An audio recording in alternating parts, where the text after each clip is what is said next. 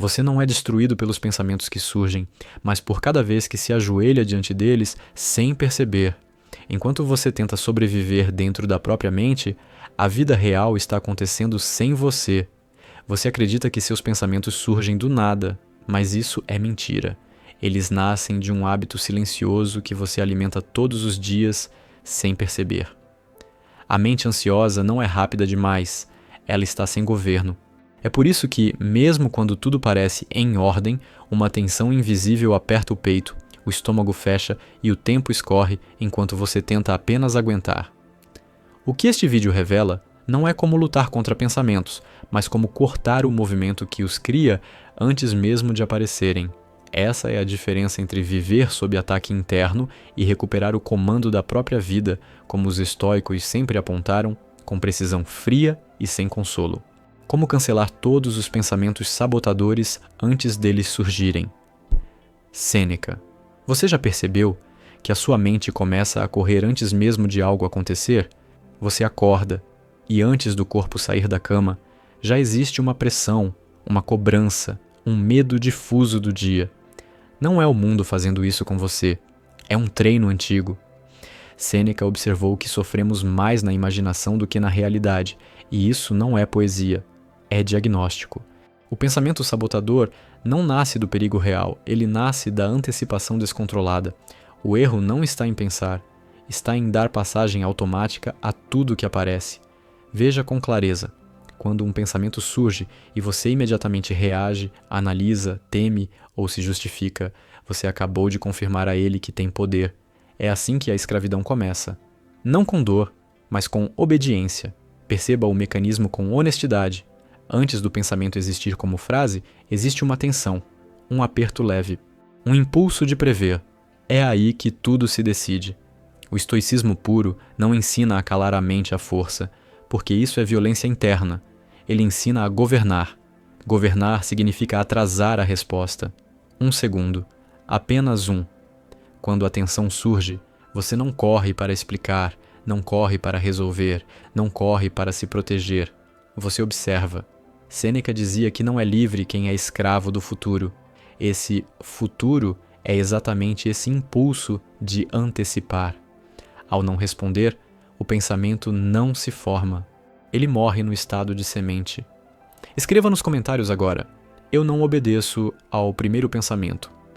O erro comum é tentar substituir pensamentos ruins por bons. Isso mantém a guerra. Aqui está o ponto cirúrgico. O pensamento sabotador não precisa ser combatido porque ele ainda não existe. O que existe é um hábito de reação. Quando você interrompe a reação, não sobra nada para lutar. Veja o choque disso. A paz não vem depois que você resolve a vida. Ela vem quando você para de tentar resolver tudo dentro da cabeça. É por isso que pessoas inteligentes sofrem mais. Elas pensam rápido, mas não governam o ritmo. Observe agora enquanto me escuta. Note como sua mente quer comentar, concordar, discordar, usar isso. Esse é o mesmo impulso que cria ansiedade. E você pode não segui-lo. Isso é prática, não mística, não motivação, treino. Cada vez que a tensão aparece e você não reage, você está cancelando um pensamento antes do nascimento. É assim que o tempo volta para você. É assim que o corpo relaxa sem esforço. É assim que a vida deixa de ser sobrevivência. Sêneca não prometia conforto. Ele prometia lucidez. E lucidez é perceber que a mente só manda enquanto você responde sem consciência. Quando você não responde, algo novo se abre. Não um vazio assustador, mas um espaço vivo, onde a alma respira e o tempo desacelera. E se agora você está sentindo um silêncio estranho, não tente entender, apenas note.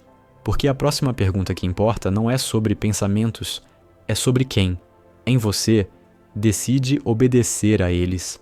Você não precisa criar silêncio. Silêncio já existe antes de qualquer pensamento. O que você chama de mente agitada é apenas movimento sem direção. Quando Sêneca falava de tranquilidade, ele não falava de relaxamento, falava de ordem. Uma mente ordenada não corre, ela espera. E é exatamente isso que você desaprendeu a fazer, esperar meio segundo antes de reagir. Esse meio segundo separa a liberdade de escravidão. Perceba como a ansiedade sempre tem pressa. Ela nunca pede licença, ela invade. E você, sem perceber, abre a porta. Não porque quer, mas porque se habituou a responder. O pensamento não te domina pela força. Ele te domina pela familiaridade. Você o conhece tão bem que já o chama de eu. Esse é o erro central que destrói a vida por dentro. Veja o custo disso com clareza. Anos passam, decisões são adiadas, momentos simples nunca são vividos por inteiro. Você está sempre chegando mentalmente antes ou depois do agora.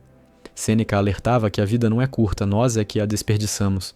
E o desperdício acontece exatamente nesse diálogo interno constante que parece necessário, mas não é. Observe algo simples. Quando um pensamento surge e você não reage, ele não cresce, ele não ganha forma, ele se dissolve. Isso não é teoria, é experiência direta.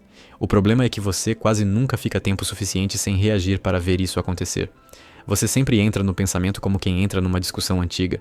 A mente sabotadora adora temas repetidos. Medo do futuro, culpa do passado, comparação, autocrítica. Ela gira nos mesmos pontos porque você responde sempre da mesma forma.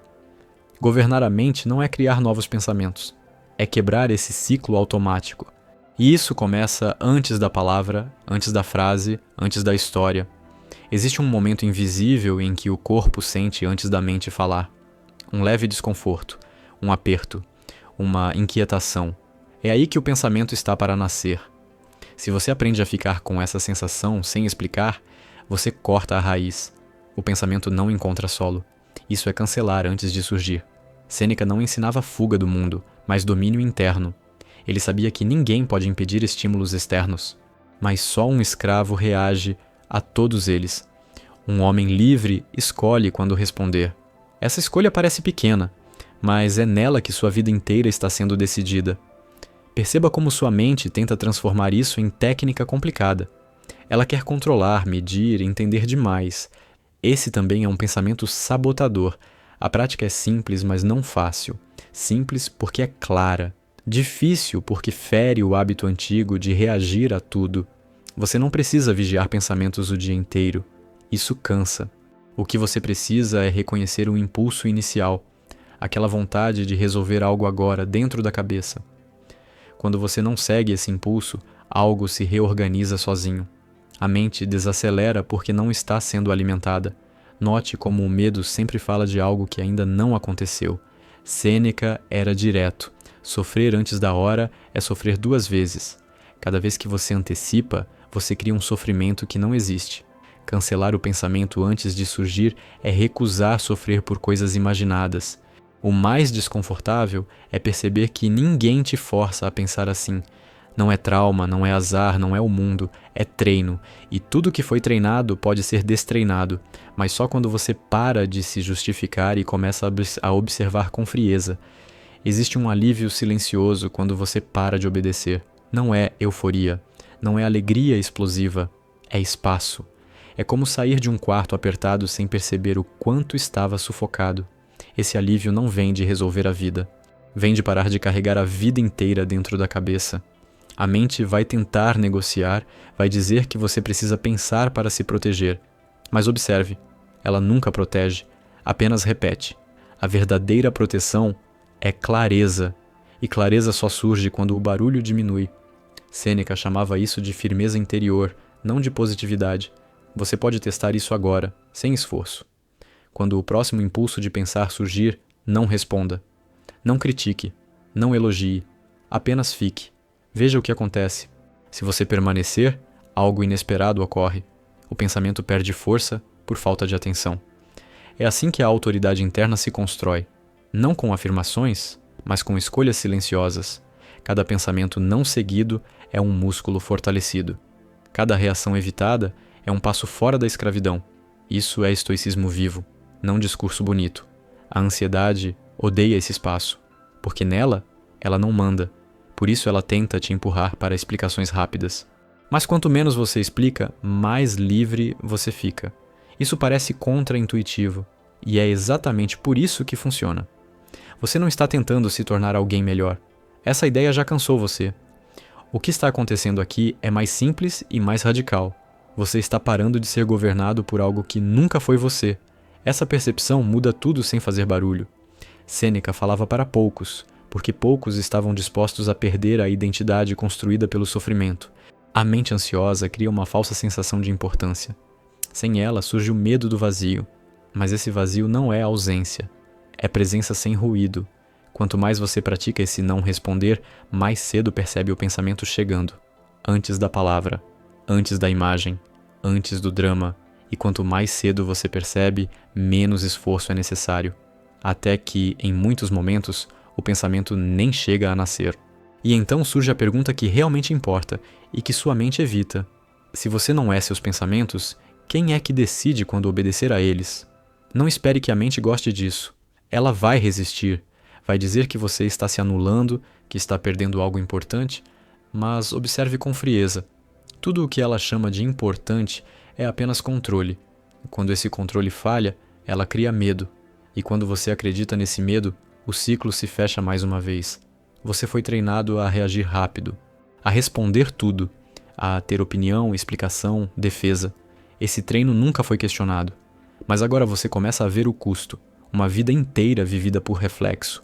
Um corpo sempre tenso, uma atenção fragmentada. Nada disso é normal. Apenas ficou comum. Quando você não reage, algo profundo acontece. O corpo começa a confiar novamente. A respiração desce. O olhar desacelera. O tempo deixa de ser um inimigo. Isso não é relaxamento passageiro. É a mente entendendo que não precisa mais gritar para ser ouvida. O pensamento sabotador perde força porque ele depende da sua pressa. Ele só cresce quando encontra urgência.